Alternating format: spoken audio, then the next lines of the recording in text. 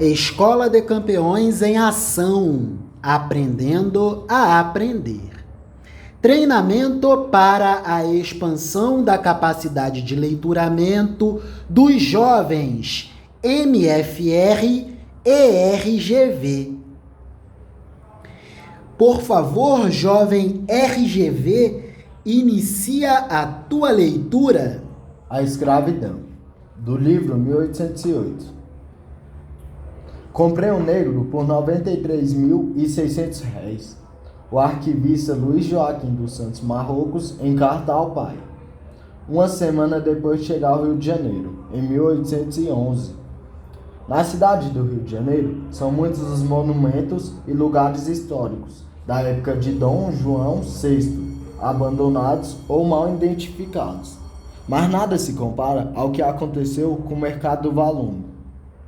Ao longo de quase 200 anos, o maior entreposto negreiro das Américas sumiu do mapa sem deixar vestígios, como se jamais tivesse existido.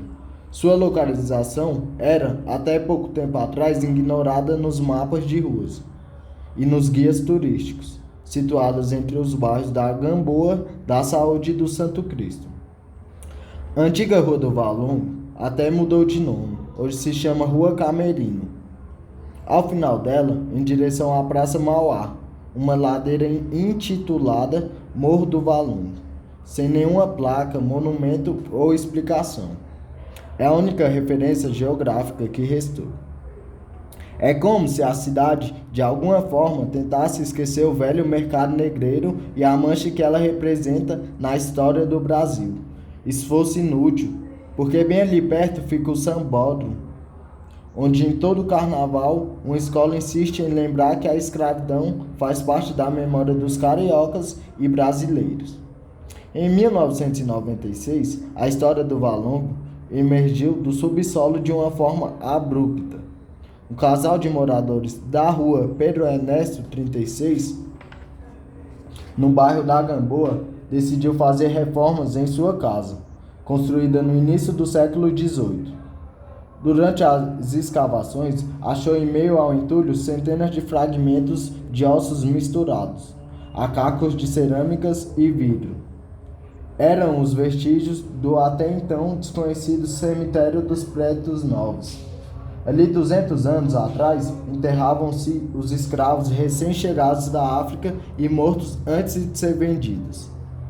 Até o começo de 2014, os arqueólogos envolvidos nas obras de reurbanização da região portuária da cidade haviam reunido, além de utensílios domésticos e objetos pessoais, 5.563 fragmentos de ossos. A maioria era do sexo masculino e com idade entre 18 e 25 anos. Todos eles apresentavam sinais de cremação. O motivo é óbvio. No Rio de Janeiro de Dom João VI, só os brancos tinham o privilégio de ser sepultados em igrejas, próximos de Deus e do paraíso celeste, segundo se acreditavam na época. Os escravos eram jogados em terrenos baldios ou valas comuns, nas quais se ateava fogo e depois uma camada de cal.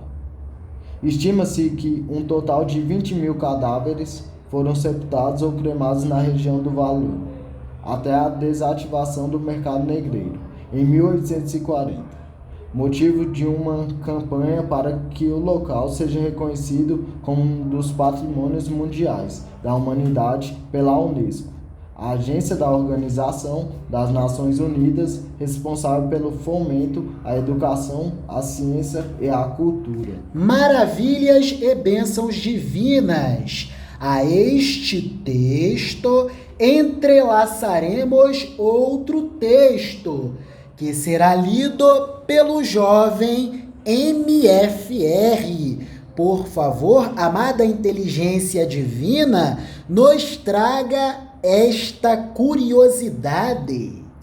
Curiosidade. Na década de 1810, para uma população de 4 milhões, o Brasil submetia 1,9 milhão de pessoas à condição escrava, quase metade do todo da população. Na década de 1860, Para uma população de 8 milhões, submetimos 1,7 milhão de indivíduos à condição de escravos. 5 décadas se passam, a população dobra de tamanho e os escravos são reduzidos em cerca de 200 mil pessoas. E na década de 1880, para uma população de aproximadamente 10 milhões, tínhamos 1 milhão de pessoas submetidas à condição escrava. Em 1888, o Brasil era regido pela Constituição Imperial de 1824, a primeira Constituição do Brasil.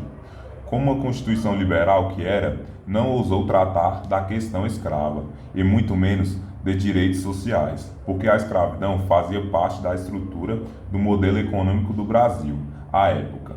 Lembrando-nos de que o escravo era considerado um instrumento de trabalho, necessário e fundamental para a produção econômica do Brasil Império.